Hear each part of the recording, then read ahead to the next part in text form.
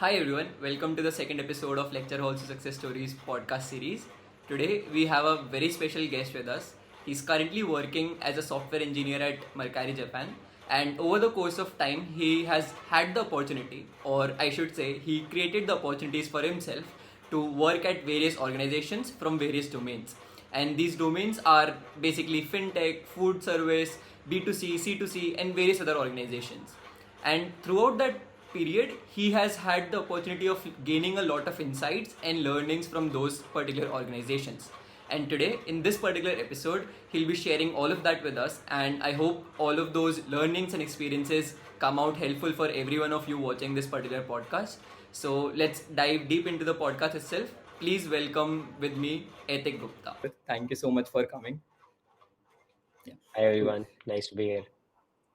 Thank you for coming. Yeah. So, moving ahead, like quickly, please tell us more about yourself, where you currently are, what your current company is, and anything that has shaped you in general to where you are right now.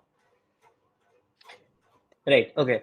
So let me first tell you about my educational background. So I did my schooling from Delhi, which Mm. at the time I think currently I think it's 85%, but at that time I think it was 80% state quota. That means if you did your schooling from National Capital Territory of Delhi, then you'd be Mm. eligible for those 85% of those seats. So with my decentish rank, was getting those premier institutions like DTU, NSIT, NSUT now, and Yeah. Triple IT Delhi, and some other colleges through JAC, Joint Admission Committee Delhi.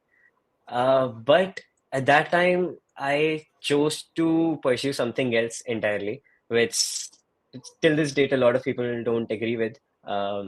I decided to go with JOSA counseling instead, which is All India's counseling instead of the Delhi's JAC board. Uh, Majorly because of a couple of reasons. First of one of them was I wanted to get out of Delhi, Mm. and my comfort zone with it. So basically, that was one of the three major pivotal decisions that I've taken in my tech journey so far. So, if you want to talk about the tech journey, I will quickly talk about the companies that I've interned with you during my university. So one of them was DRDO, that was at the end of my first year. Then there was this Rapid Quest, that was again the end of my second year. Then there was this MLS fellowship, which was I think somewhere middle in my third year. Then there was this Google Summer of Code program, which was at the end of my third year. Then there was this Retrera, which was a US-based startup, which was at the Mm. beginning of my fourth year. And then there was FamPay a couple of months later, which is now FamApp, I think. And after that, a few months later, then there was Swiggy in their Super Daily division. And then at the beginning or during the summer vacations of my fourth year, there was Mercari. And then at the end, last few semesters, I was interning at one of them was Bharatex, and the last company that I was interning in my college era was Head Out. So over the entire course of these internships, there were majorly three pivotal decisions that actually shaped my tech journey so far. One of them Mm. was uh, choosing to go out of Delhi. I'll talk about the rest too in a bit. So that's Right. the entire introduction. Cool. So I wouldn't blame you for choosing Triple IT Gwalior over the other options because every one of us loves that taste of independence. So yeah, definitely a great decision, Yeah. and I'm sure that definitely helped you along the way getting that taste of Mm, independence. Uh, mm, and for everyone who's watching this, you already heard that like a lot of achievements lined up, and there's learning with every single of those achievements. So we'll go over them one by one in chronological order and try and understand how these help you over time and like they basically contributed to where you are right now. So like beginning with your initial phase of the career, I think you started by doing ML and those sort of things. You didn't start as a backend developer initially. You started as a ML engineer initially. So how did that transition take place, and what were your learnings or achievements, or what were your experiences when you were working in that particular domain? Right. So this is a very interesting story. So for this, I'll also need to tell you the rest of my two pivotal decisions that I undertook. So to give you the context, it was my first year when I entered college, entered Indian Institute of Information Technology, Gwalior. The first thing or the only goal that I had in my mind was to be outspoken, to actually represent myself out there on any platform, right? So what I did, I participated in a lot of these clubs, activities, and organizing a couple of them as well. And all of them took a huge chunk of my time. So my technical improvements were almost negligible during my first year. Now, when I tell you this, it's easy to say that I didn't find time, or Right. I when organizing all these things took my time. But actually, if I would credit it, if I had to credit it to something, I'd credit it to procrastination. Um, Right. Throughout the year, even after being involved in all these things, I could have done a lot better in the sense.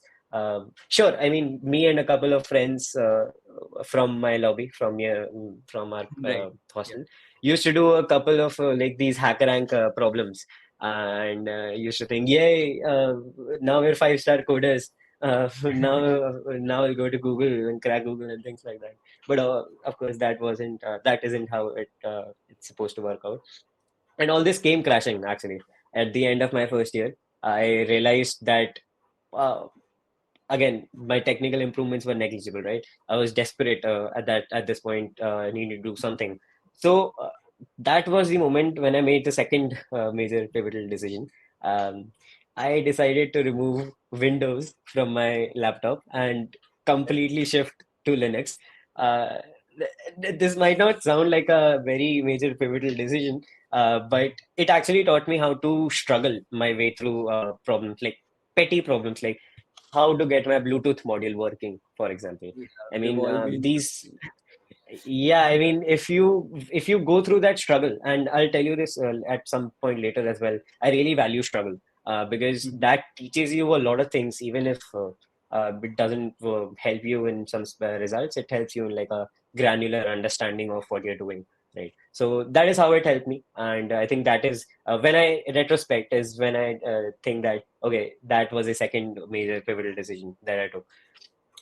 At the same time, this was the end of my first year, right? At the same time, my roommate was interested in deep learning. And again, I told you, right, I was desperate to do something technical.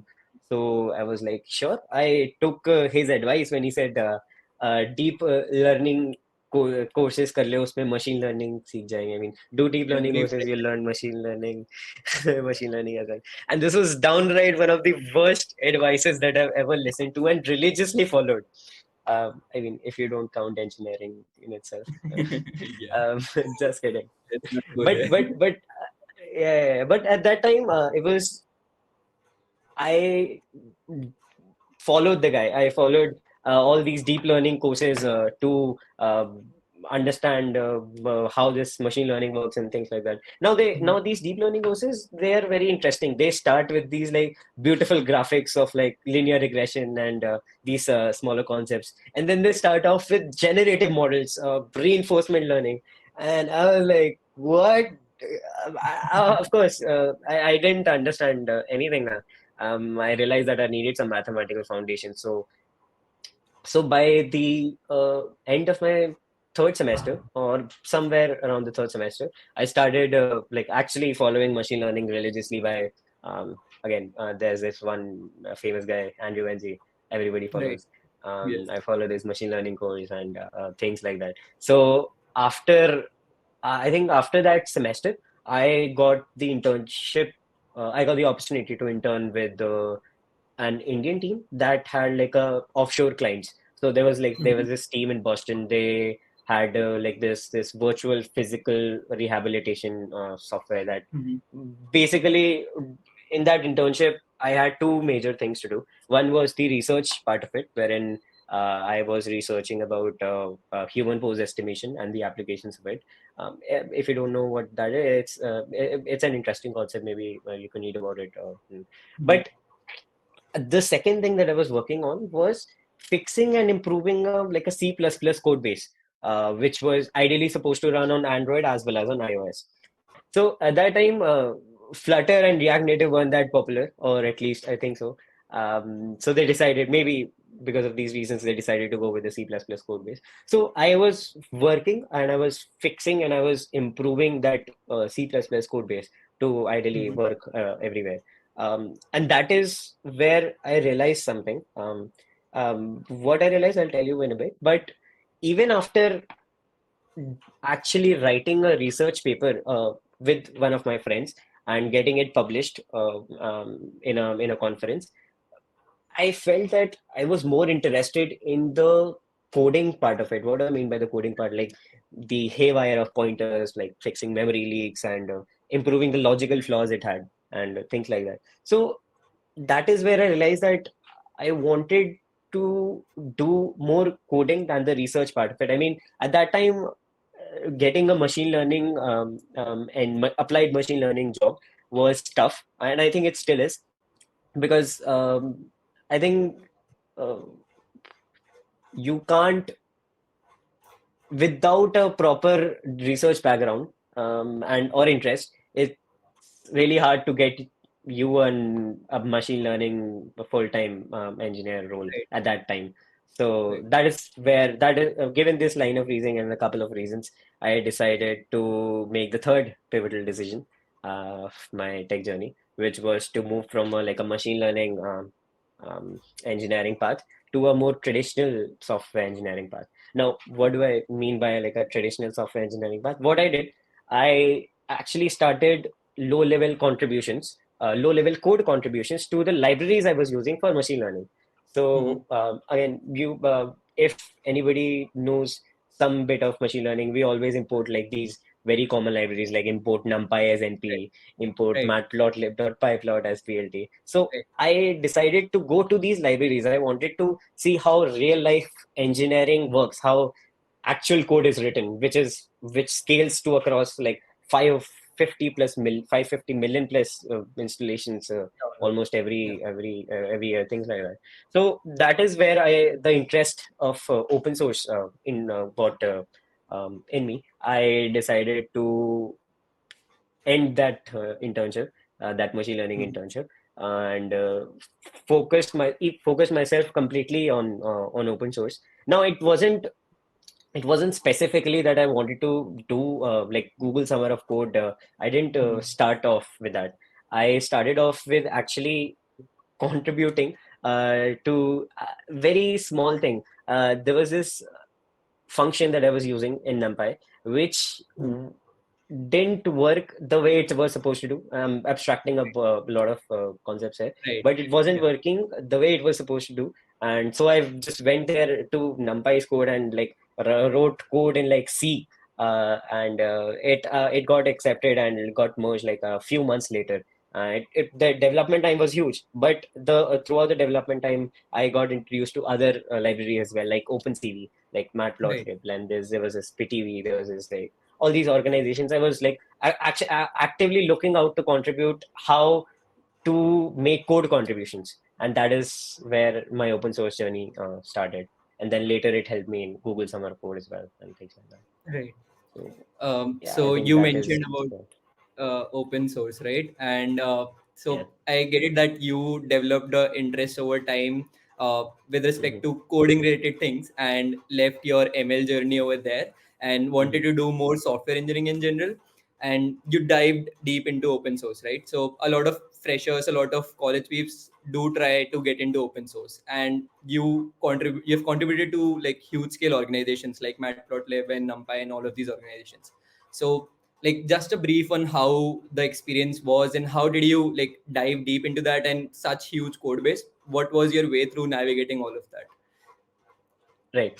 Okay. So one thing that I personally followed, and I think I would suggest everybody to follow.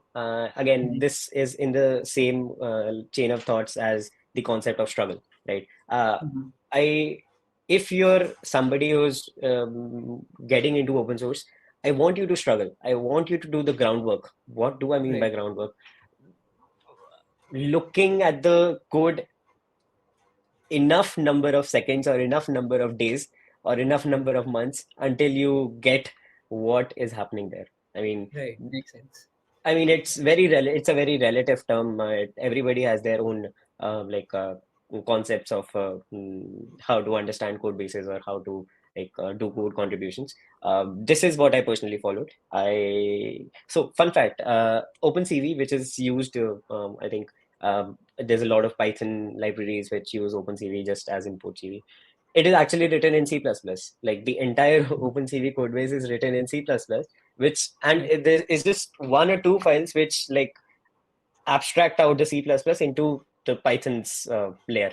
So Mhm. that is how it works. And so all these things you won't know if you didn't actually dive deep into the code, right?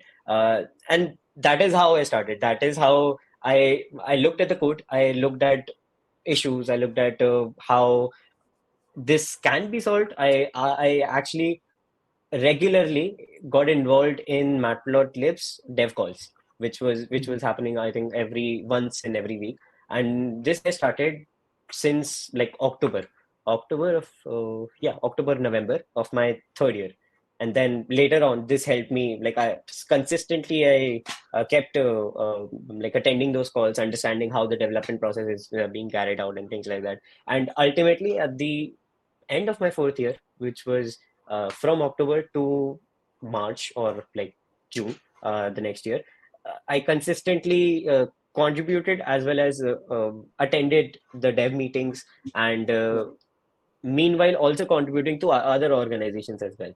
So again, I knew from I think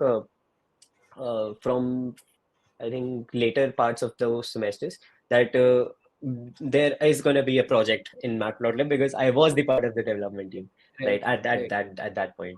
So that is how I personally followed it, and I would suggest everybody if you're specifically if you're focusing on let's say Google Summer of Code, and it's not a bad thing to be honest.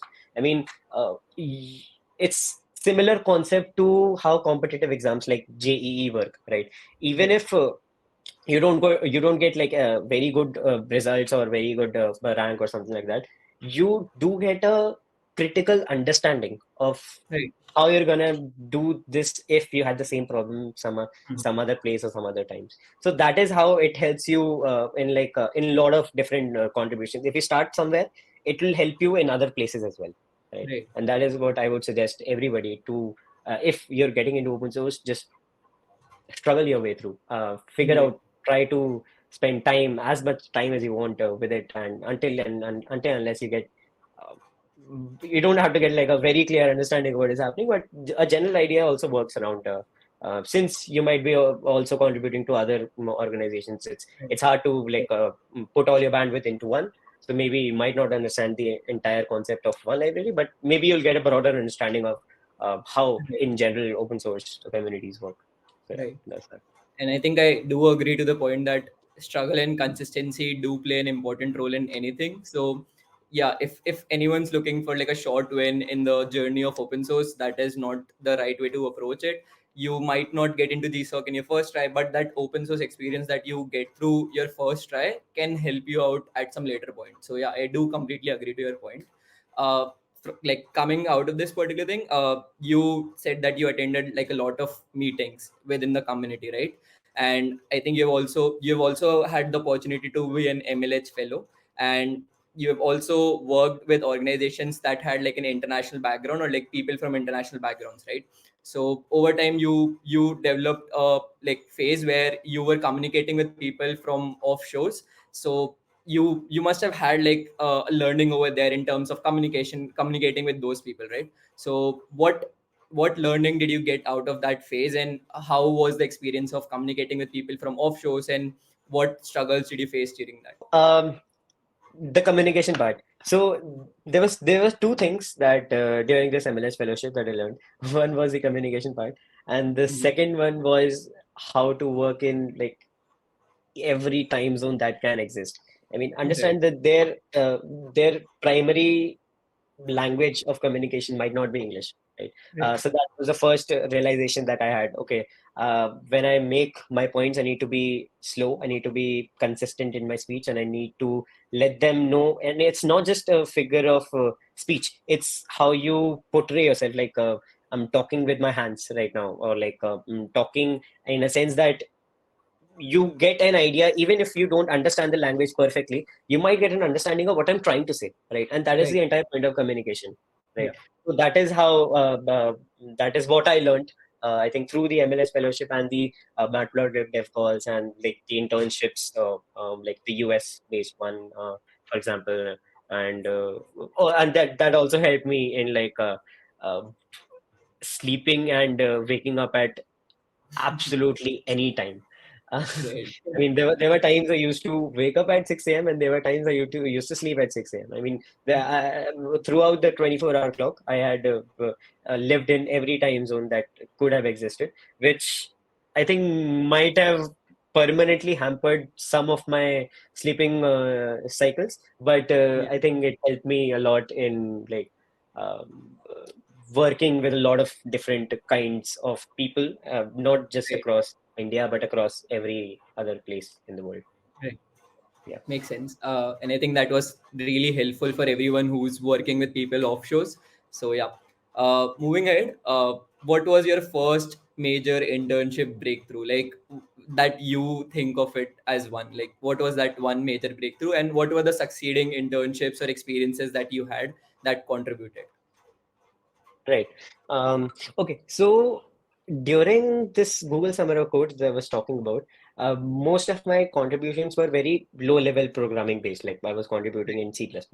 And the immediate next internship I had was I was working on a very highly abstracted frameworks like Flask, React, and GraphQL and things like that. Um, but the first major breakthrough when I felt was when I was working at FAMPay, or FAMAP now. That experience really taught me how real life engineering at scale works. Because Right. since the US team that I was talking about, uh, there was really less number of people. Although the ownership was very high, and there was working load was also very less since it was a Right. US based team. Um, at the same time, FAMBay was a completely Indian based firm. And that is where I realized that the learnings that I had over there, or in the fintech domain in general, was huge. I learned like a whole lot of things. I'll tell you some of the technical terms if that's fine. So I learned how basic transactions are modeled. I learned how like a reward engine works, or like a how referral system works, or how to implement a test driven development framework, or things like that. That is where I first got introduced to um, real life scale of engineering. And I think that is where my backend journey, when I would say that how did I learn backend, I would say that starting with here is when I learned at scale, and how to logically process all the data, or all the problem statements that I have at the moment. So yeah. Right. So yeah, I do agree. Like fintech is definitely like one of the sectors wherein when you talk about backend engineering, it is like one of the major sectors because you're supposed to take like take into consideration scale. You're supposed to take into consideration the speed at which your transactions happen, or the and the accuracy is also supposed to be very important. Plus, testing also takes like a major role. So yeah, like fintech is definitely one of the biggest domains in the tech industry where all of this backend knowledge does play a crucial role. And you kicked off your journey from that, so yeah, definitely that would have impacted your overall backend experience. So from like when you moved on from FAMPay, I think you joined Swiggy, like Super Daily by Swiggy, and that was like a completely different domain in terms of the organization that you were working with. So the one was fintech and one was like a food delivery business, or FoodTech. I should say a Mm. supplement when is delivery business. So what was the experience transitioning from one domain to another, and what learnings did you had there? Right. So Over there, actually not over there, in general, when I interned at different domains, like one Mhm. was food tech, one was like travel industry, and Mhm. one was fintech and like things like that.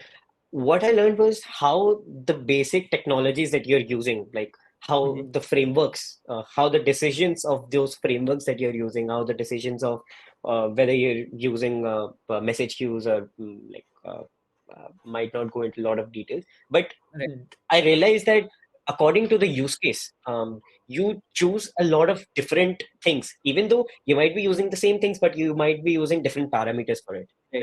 right? That is how you get how you or how I got a like a broader understanding of the tech being used in a lot of different in senses, right? So for example, in this super daily by Swiggy, I learned a lot of things like how a warehouse management system is designed, or like how last mile delivery logistics work, and things like that. Um, and if I talk about fintech in general, that is also like a very broad field in itself. Like one of the internships that I did that was in Bharatex at the end of my fifth year, I Mhm. got to learn things like during Bharatex, I got to understand how the credit ecosystem works in general and things like that. So, in general, I'd say use domains, working in different domains, using the same tech uh, is where I really learned how that tech works in those all those different domains. Right. I mean, that's a like You story. got to the phase where you understood the plug and play system, wherein you had the knowledge of tech and you were plug and playing them in different companies and different organizations that you were working with. Does that sum that up And right? in different, yeah, and in different ways as well. I mean, Right, that's the makes most sense. important part of it. Right.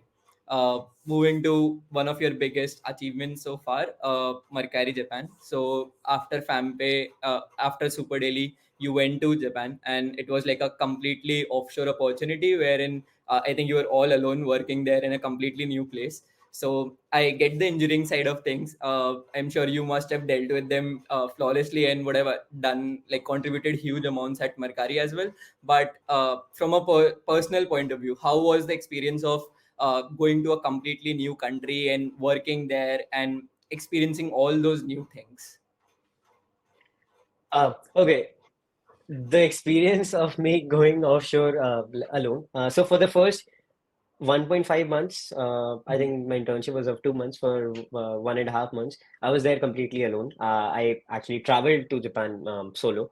Um and if you know, if I don't talk about the technical things, I'll tell you what I did over there. Like random things I did there.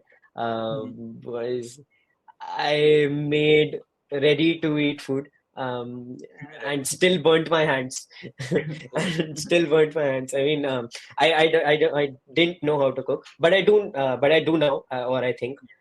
Because when I came here as a full-time employee, I thought that I'll start to cook my own food, because you Mhm. start to I have to make all these new hobbies. Right. But at that time when I was interning, I few of those incidences, I would say that I got stopped by police two different times, Mhm.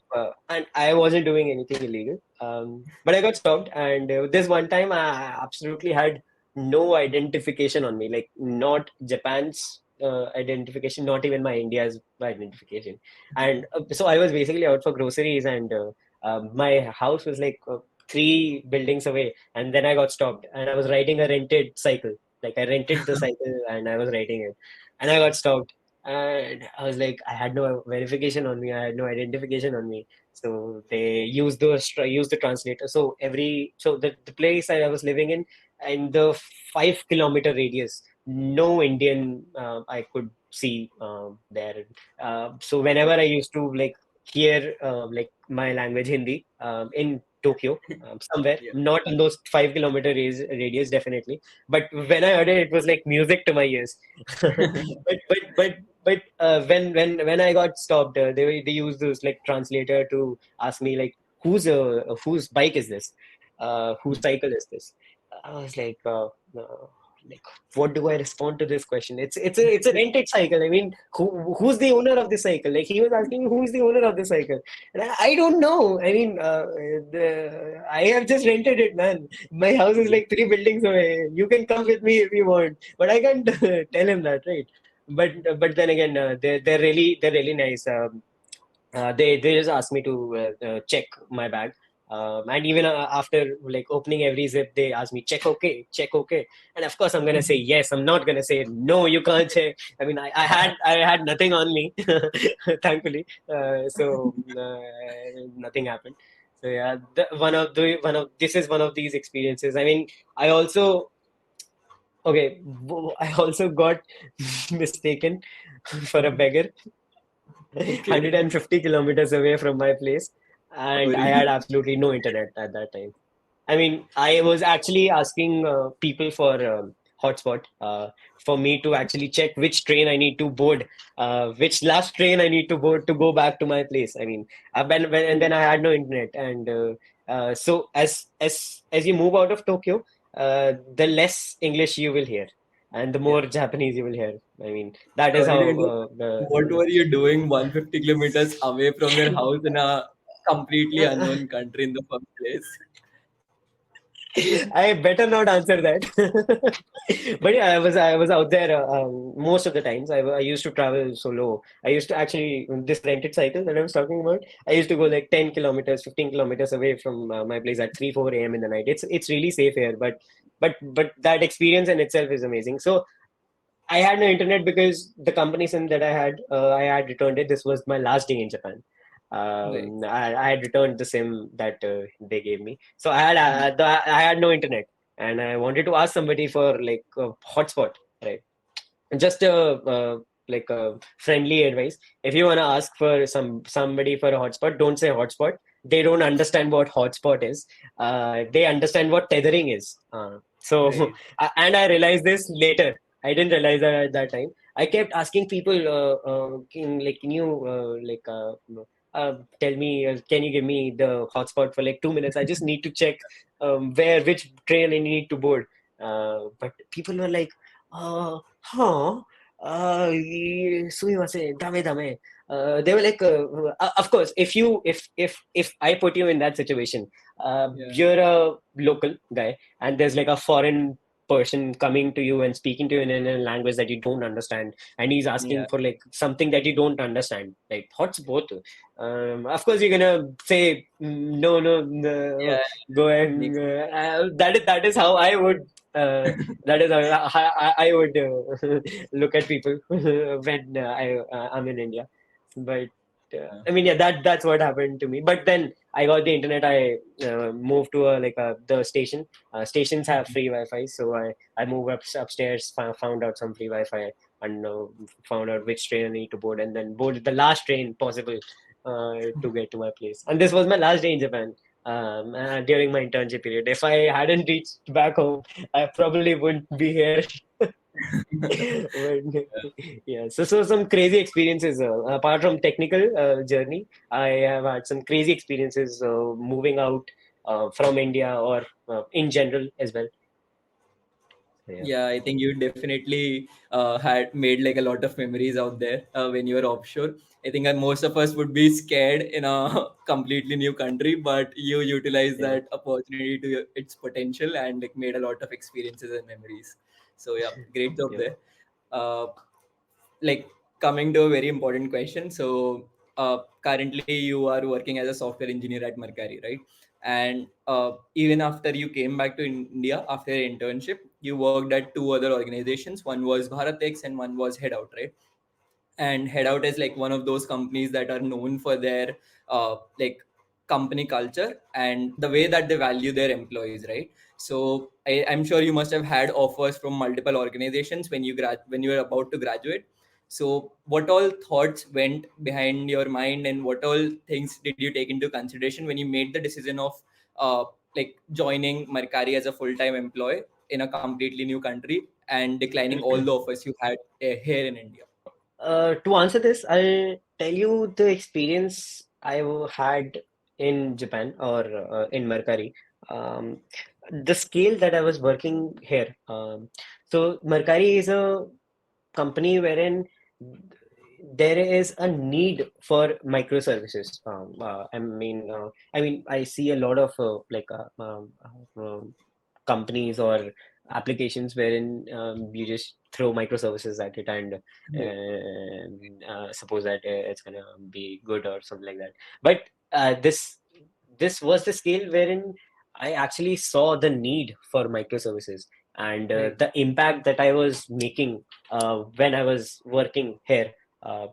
just for 2 months. Like all the other internships, I've had generally more than 2 months, but this Right. internship, I was only here for like 2 months. So, and this was my first on-site internship as well.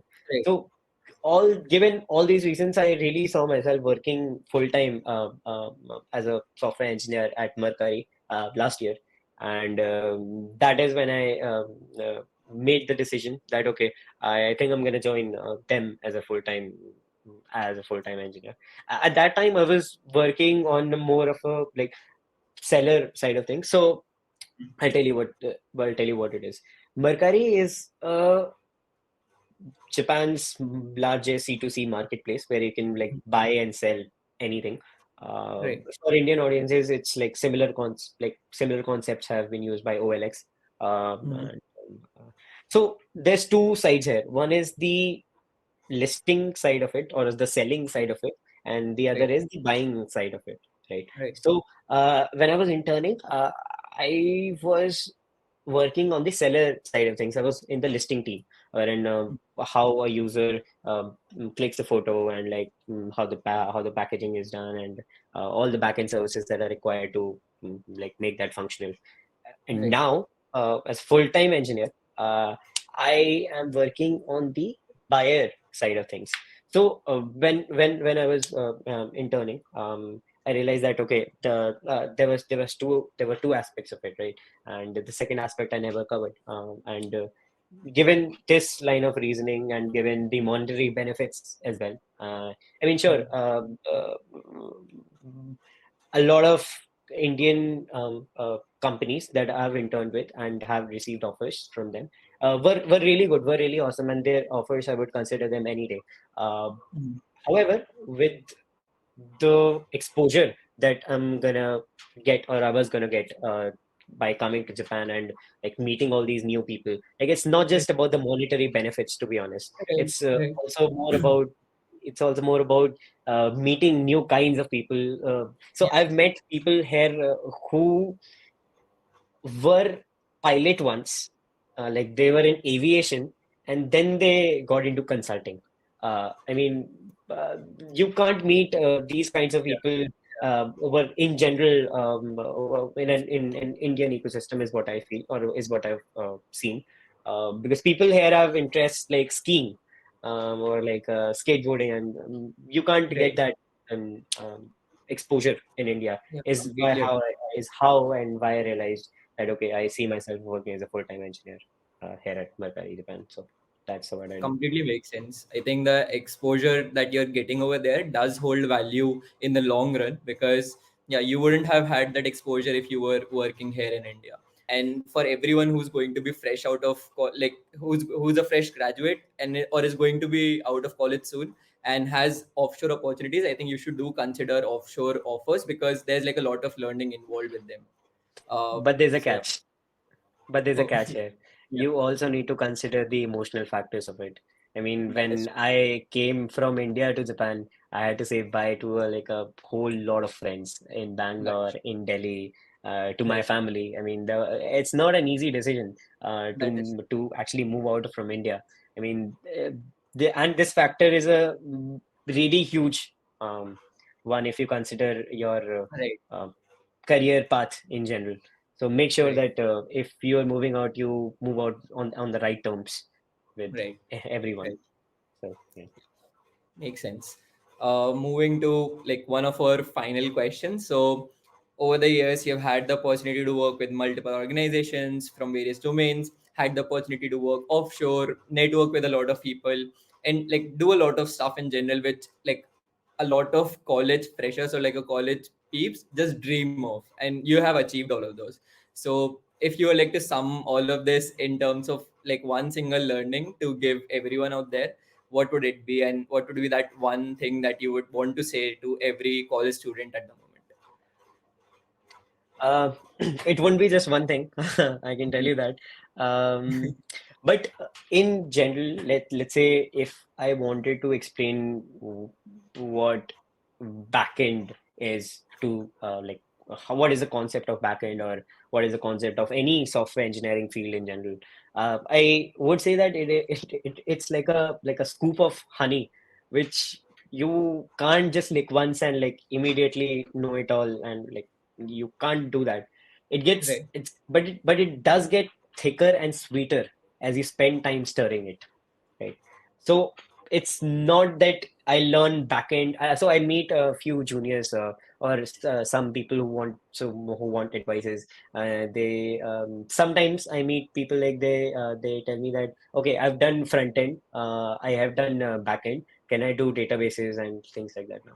yeah, I I tell them, I tell them in an honest way that, okay, when you say you have done them, what do you actually mean that you have done them? I mean, you can't be done with backend. I can tell you that, at least, because that is what I have like experienced yeah, myself. So I can at least give you that opinion that you can't have done backend.